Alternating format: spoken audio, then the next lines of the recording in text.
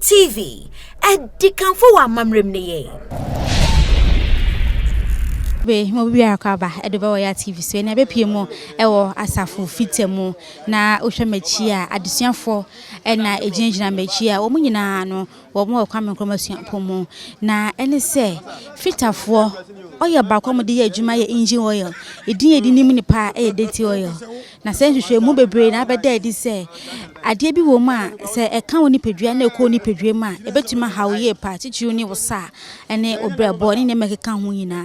enti adesuafo wa ha se yo mo ne afitafo no ebedi nkita ho acheche o mo kwan yo mbefa so a dirty oil ye bi ka wonsa o mo kwan yo mbefa so mo didie ntumi kofa o ha bia emfa embre wo mo medin de ra amanya me wadakwa yenko na ye no mundi nkomo na yenhwe de adesua na ebesi akọ oh mawra wo de anapa de ba ha enye boni bi na emse wo hwe bebe we ya na se fitafo na mechanic fom ne we na be enfie be num bi enum ni e be hwe enfiem bi ye be enfiem bi ya ye hu se oil no om de adwuma no ne me bi wo fe heavy metals ya ke se e ka honamu ne ko omogya mu a dwuma ekodi wo nipaduam no enye papa kora enti se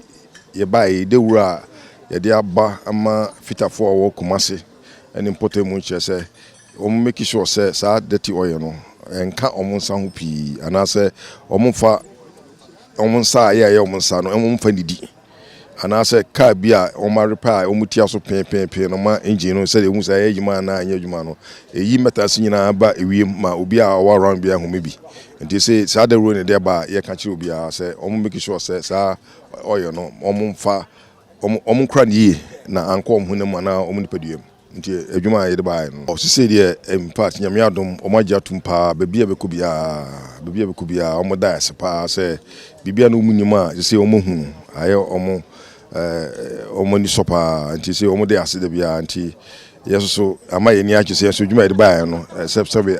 eno asombo kakra ama anipa omti ye omunye yi petrokra ye de ya no twene say ya che om system bia wonfa wano ntwi bio nti ama omoni ajepa the way a omusi ekanon no gese manage omani agi bibia ho to de yakopon de na sebe obi ni mo bi kire nti se ye de yadusua hum no a ye de be kire no se nyame akwanzo yo ne medase eno ne asem no question ehia pa eno asem no se ekomun first time na bia oba enfie afi ba koni wo ye younger oba na asati eko hunam na eko okirim na ehyewa antide bia no oye no beka wonsa na accumulate na eboabo no entitam bia beko bia no obody no mpedua ne ko kasa na bia wonom enu akra ne ko sa but edumi bi no a entimi nkumio na say o body na jemu na no na say when kidney failure when your liver cancer so many things ti helmet also no so e cause liver failure cancer yara horrible in fact say akwala akra wo fie na wo de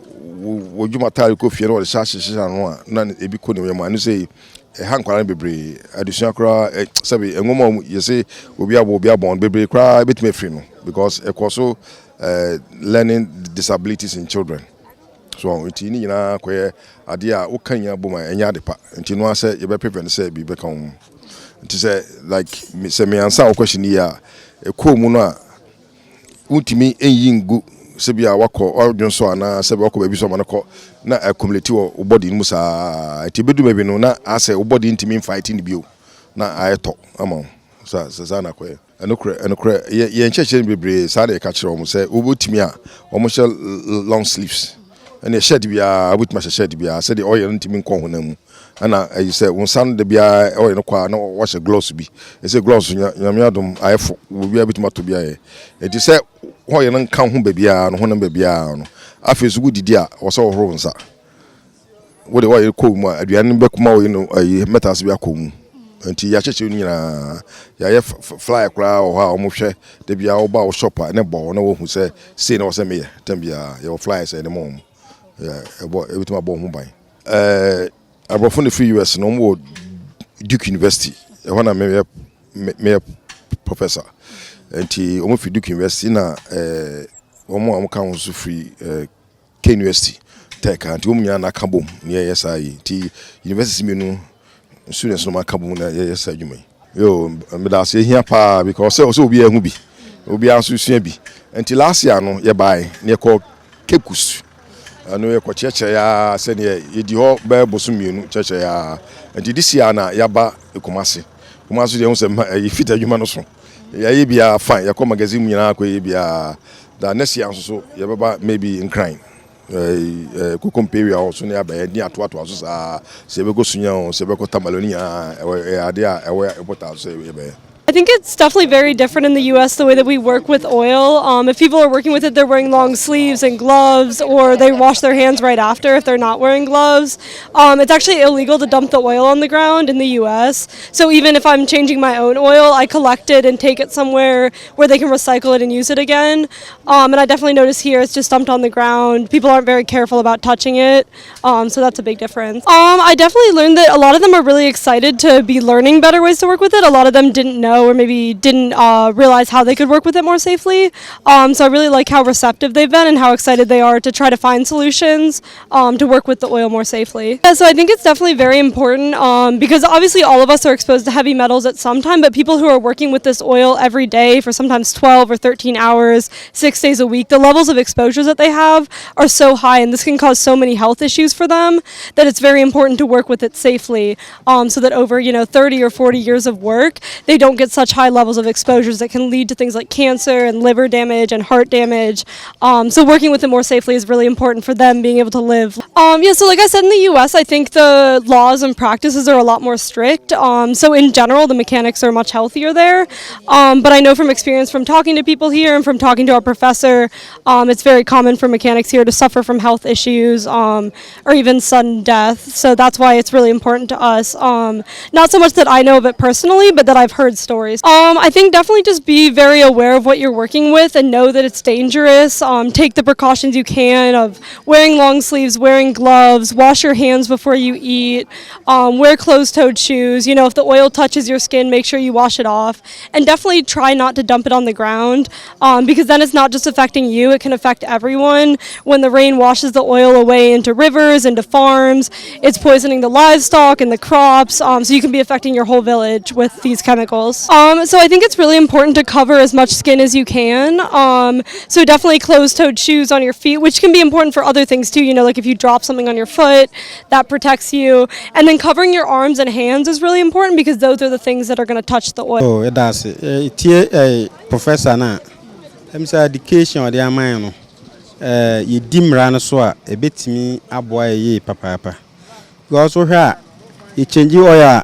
na ye hwe agu fam. The old change oil no nsa ho nyina na atade mu nyina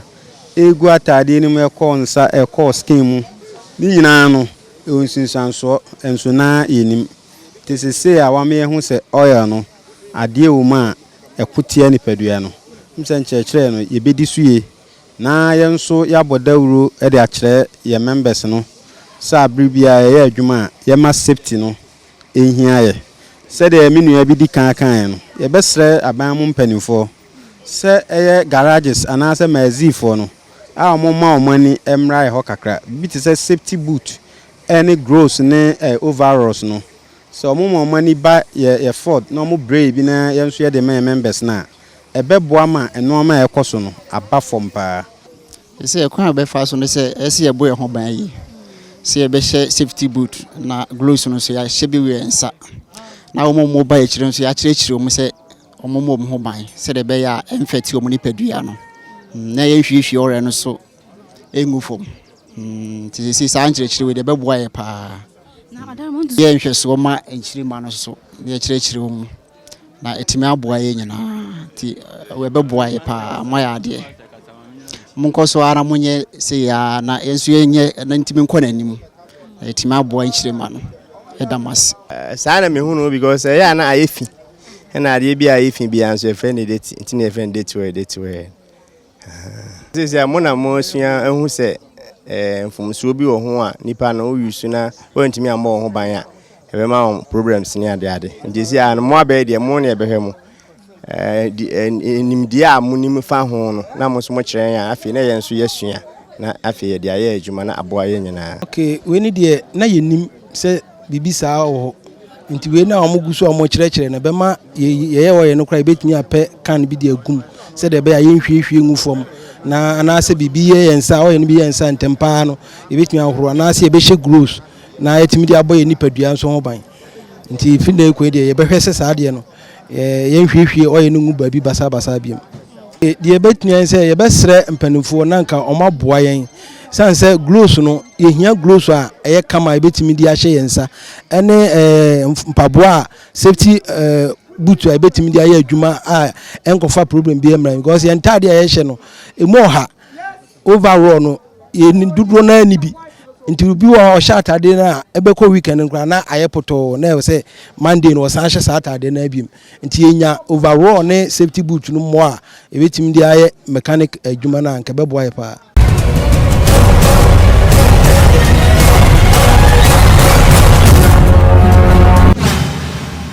Royal TV, a dikanfo wa mamrem ne ye.